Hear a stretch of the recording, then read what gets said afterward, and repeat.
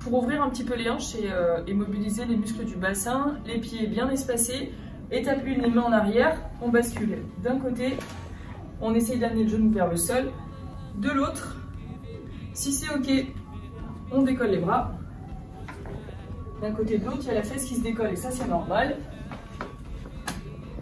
Et l'étape 3, on va chercher l'extension de hanche pour étirer les fléchisseurs de hanche et contracter la chaîne postérieure. On repose dans le contrôle. Ensuite, il y a un autre exercice qui peut être intéressant ici, c'est d'aller chercher la main opposée à la jambe et de twister le buste le plus possible pour étirer toute la chaîne croisée et la chaîne latérale, vos obliques.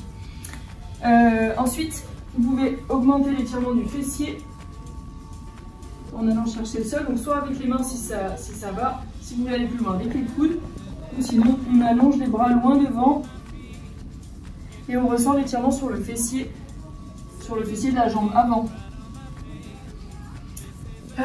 Ensuite, pour toute la chaîne latérale et toute la chaîne croisée et les fléchisseurs de hanche, vous pouvez basculer à plat ventre, les bras en croix, on fléchit la jambe, on décolle le genou, on bascule sur le côté et on va chercher le plus loin possible vers l'arrière. Vous fléchissez le genou et vous allez sentir toute la chaîne croisée s'étirer. On revient dans le contrôle, on change.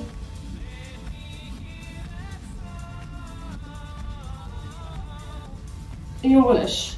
On décolle les pieds du sol, les genoux au-dessus des hanches. On ouvre les bras en croix, on descend doucement d'un côté, les genoux vers le sol, la tête à l'opposé, les épaules au sol. On relâche plusieurs inspires, plusieurs expires pour essayer de s'alourdir un peu dans le sol. Si vous ne sentez pas au niveau du dos et des fessiers, tendez la jambe de ciel pour accentuer l'étirement. Et pareil, quelques respirations pour essayer de s'ancrer un petit peu plus au sol. Ensuite, on fléchit, on revient une jambe après l'autre.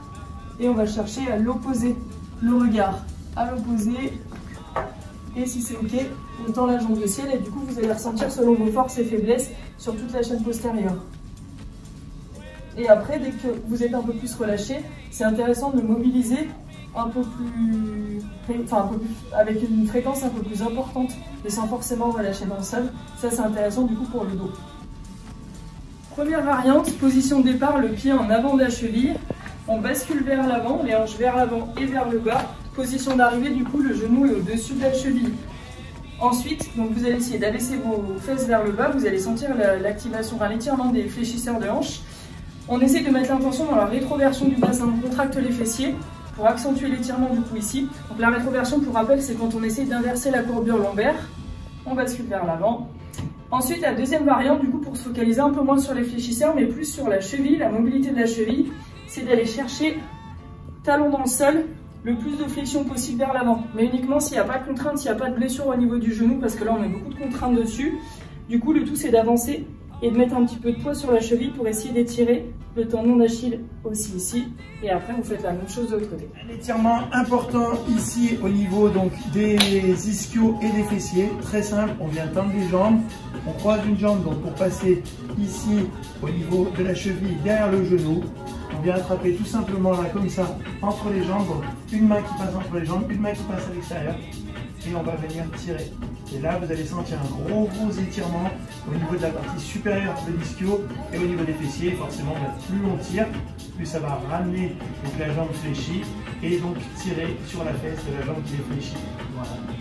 Et donc, bien sûr, ensuite, on change, on tend votre jambe, on vient coincer la cheville derrière le genou, on attrape donc le bras gauche qui passe au milieu et on vient tirer. Et avec le coude, on peut même jouer à écarter un petit peu pour vraiment sentir un gros étirement. Donc quand vous avez mal, particulièrement au niveau des fessiers ou même des lombaires, et bien le fait d'étirer les ischios et les fessiers relâche énormément la tension donc, sur le bassin et donc sur les lombaires. Facile à faire est très important, notamment si vous avez les mollets et les tendons qui tirent.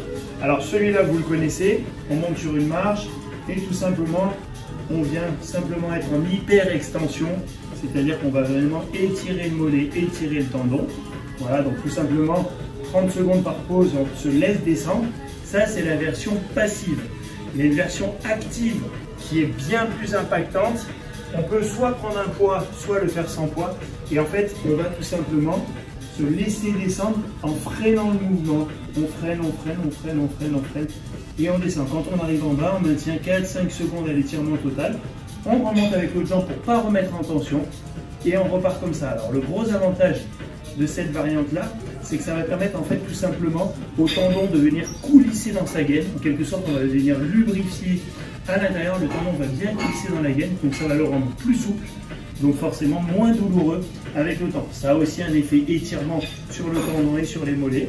Mais vraiment, on a cet effet vraiment voilà, coulissé qui va enlever la douleur. Et bien sûr, ne pas hésiter à se lester un petit peu sur ce mouvement pour pouvoir venir voilà, avoir vraiment un étirement encore plus long et plus prononcé.